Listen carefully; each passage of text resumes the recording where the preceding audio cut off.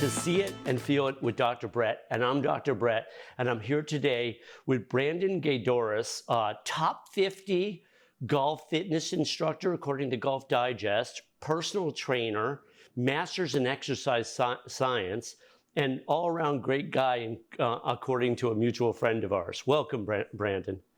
Yeah, Dr. Brett, thank you for having me on today. I'm really excited to have this conversation. Awesome, man. Hey, so tell me, aren't you originally from Florida? Where are you from originally? I'm from Binghamton, New York, but I spent my last internship working in Palm Beach, Florida, that West Palm, Ah, Palm Beach area. got it. How long did you live down here where we're doing this thing from? 7 months. So I lived down there 7 months from the beginning of May to the first week of December. So a very Gotcha. interesting stretch to spend down there. Very cool. Yeah. No, you did it when did you do that Florida stretch? That was 2015. So Wow. that was my last internship. We had to do a 7 month internship to finish our college credit, and mine was just happened to be there. And I worked at the Everglades, which was in Palm Beach. And I would Mm. do that about 4 or 5 days a week, and then I spent 2 or 3 days a week working at the Florida Institute of Performance under David Donatucci. Ah, very cool. Now, I'm always curious when people sort of discovered their passion, because I know you're a super passionate guy here, and I know you're in the fitness world and specifically in the golf world. How did you put that together? When did that come together for you? And tell us about your path a little bit. Yeah, so my passion for golf started when I was young. I remember my dad, he wouldn't let me go to the golf course with him in the beginning. I feel like a lot of dads encourage their kids to play, but my dad's like, you're not ready. So he would take me to the driving range and we would go. And I was like so eager. I'm like, I really want to play the course. And then he's finally like, okay, we'll take you on the 9 hole course. And as soon as I was able to play on my own at 13, 14, I was out there as much as I could. And then when I was a senior in high school, I was taking instructions from a golf instructor. His name was Bernie Herseg. And he said, Brandon, there's certain positions that I just don't know how to get you in, that it doesn't seem like your body wants to. So why don't you go see this TPI instructor and he can help fix that for you? I was like, you can fix that? Like I couldn't touch my toes, I couldn't squat. And he's like, yeah, Wow. just go see this guy. And I And had you already said committed TPI? TPI, so Titleist Performance Institute. Ah, gotcha. Because there's a lot of acronyms in this world. There's no way that most people are going to get the TPI, being Titleist Performance Institute.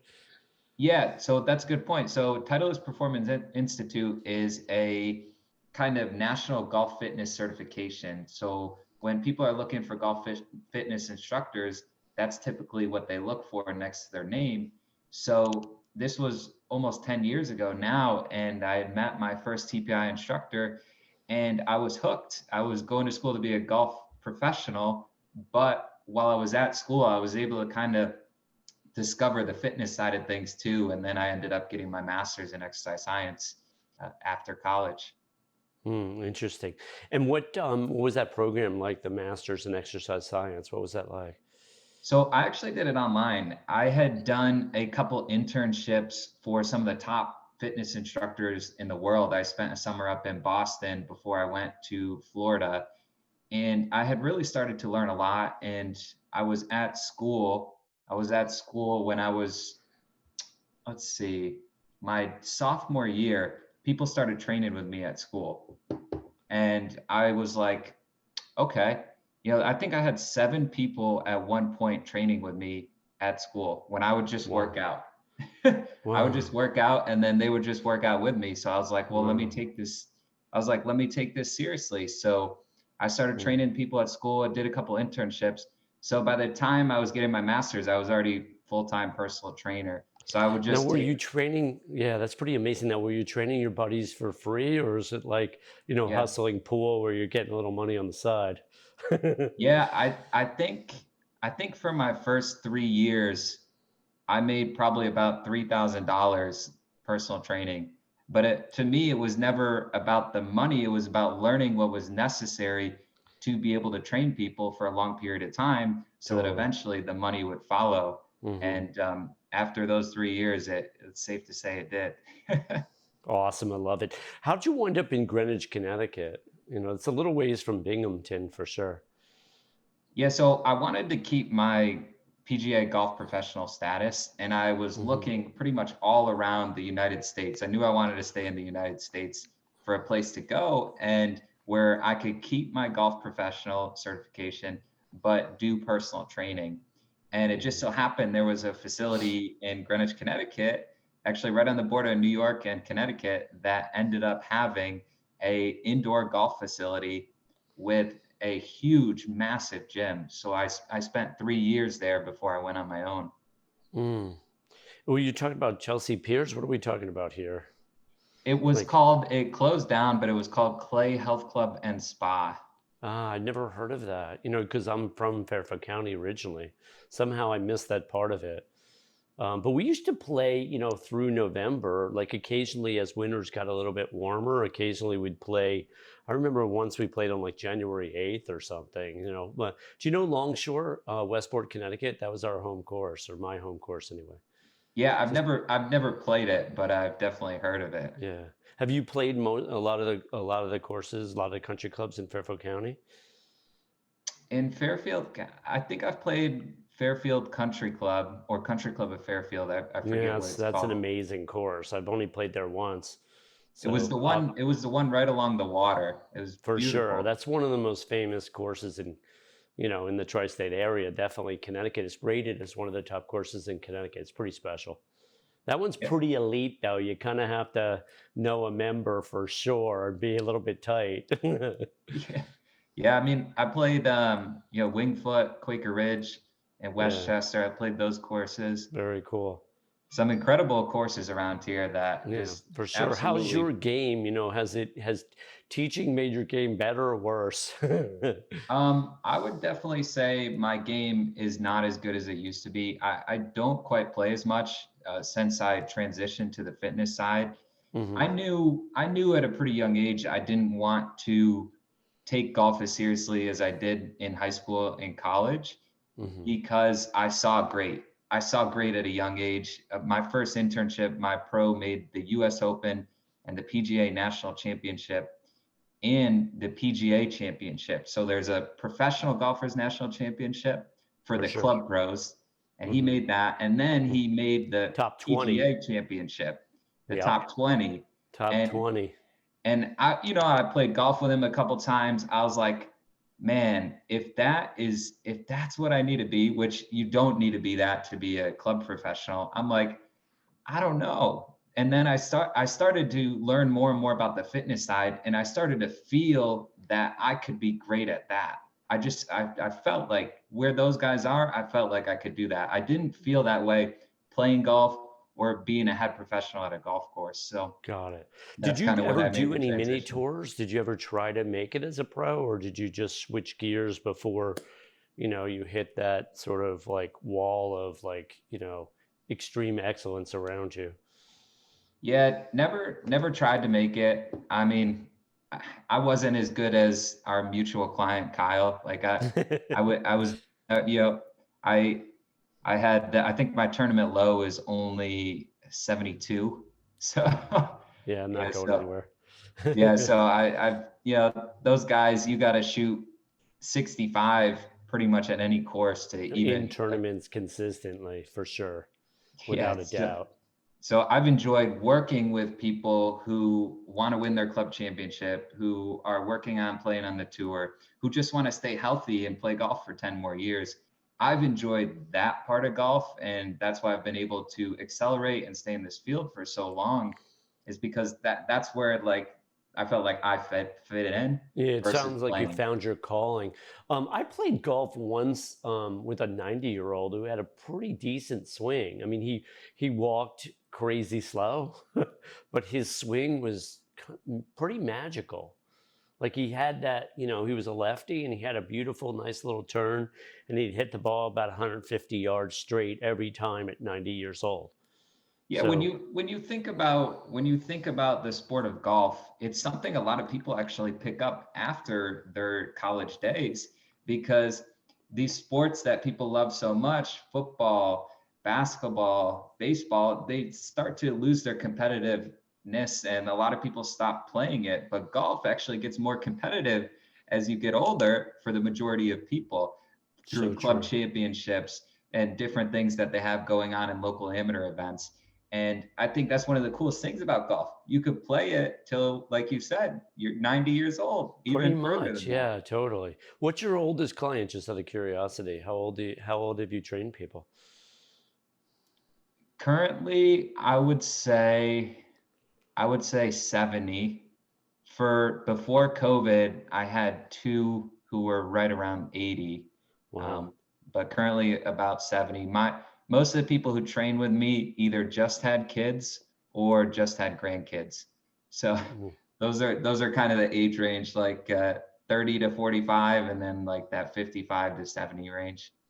gotcha. That somehow that makes sense. Well, you're in Fairfield County also. That sort of that makes a lot of sense. It sounds like you have a ton of passion for the training aspect of it, right?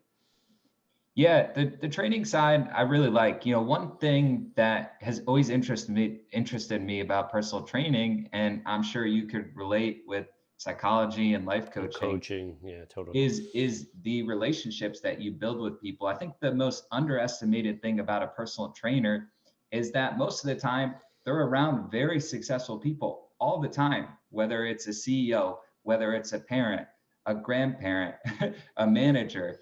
It doesn't matter. You're exposed to so much in the field of personal training. And that's one thing I've always enjoyed about it is the relationships and Yeah, the connections that you build with other people. it's so well said, Brandon. I mean, it's really well said. Someone asked me the other day, should I use a personal trainer? And I'm like, well, you're only going to get 2 to 82 times the experience if you do. Right? It's not close, right? If you got a personal trainer, the challenge though, and I'm sure this is not something that you've run across but haven't done personally, is that at times, they can hurt you if they don't know what they're doing, right? Because I've had a lot of injuries and I've gone to personal trainers and I'm like, my left shoulder's not going to be able to handle that because I had surgery on it and everything. And then next thing you know, I'm hurt, right? So I had to learn that in my 20s and 30s to basically stay clear of only, pretty much only the best. Yeah, and I think that's a good point. You know, some of the things to look for in a personal trainer, in my mind, are they referred to you? Do you know someone who trains with that person currently, and what are they saying about that person? And you're going to Mhm. get a lot of ideas like, hey, this is the person you have to see. This person can help you. This person will show up on time. This person will show up consistently. This person has a program designed that you can progress in. And I think social media is so big nowadays. And my fitness business, I pretty much built almost all without social media. Yeah, it's pretty awesome. I can see that though. You have a great style, so right. You have it's not just. I mean, your energy is very trustworthy, which is a big part of it, right? And that's pretty much how you started building your coaching business, wasn't it? Through referrals and talking to people and meeting Oh yeah, people? I don't like, I like in my 30s I often say help thousands and thousands and thousands of people. And then I was one of these people that was, a little bit cutting edge in the sense that I put my business on the phone at 40 and traveled for a couple years and I was coaching people 14 years before the COVID era. So it really, all COVID did was just make my world a little bit easier, actually not harder, it made it easier because people don't have to see you in person, right? So yeah, so there's a lot of ways we can get creative. How do you get creative on your end of the spectrum? Well, it helped talking to people like you. Like we were just talking before we started this. I think we last talked in April, and when COVID hit, I just started calling everybody and anybody I could possibly think of. People who I didn't even know, who people told me like you got to talk to this person, and I just started talking to so many people, and I'm like, what in the world do I do with my business right now? Because I probably did like 95% of my training in person. Totally. And having COVID happen actually helped my business a lot, where the last 3 months consecutively, I've beat my best month ever. And Wow. and it's because of what you said. I was forced to be creative. I was forced to talk to people to figure out, hey, what do you do to bounce back out of out of a hard hit? Like COVID hit Yeah, us totally. hard. So So are it hit you a, doing mostly Zoom and video instruction, and how are you doing? How was that transition like for you? Yeah, so now I probably do about 60 to 70% FaceTime, and then about 30%, 30 to 40% in person. Wow. And what I did is I started putting together a business model where people could see me a minimum of 1 day a week. If they wanted to see me more, that's fine. And then I had videos so that they can perform their exercises on their own. And I think the COVID time, throughout that, I ended up posting like 3, 4, 5, 600 videos. um, Wow. and it ended up working, but it was a lot of work, and it required a lot of creativity. And your business model really helped me realize that Yeah, it's that's awesome. possible to still be successful, even if you're not doing everything in person. Absolutely. Now, tell me about the life coaching element of the golf instruction, because we both know that you're in a life coaching business as well, not just a golf instruction business, right? Because how people take instruction has a lot to do with their belief systems and their ego and their non ego and so on.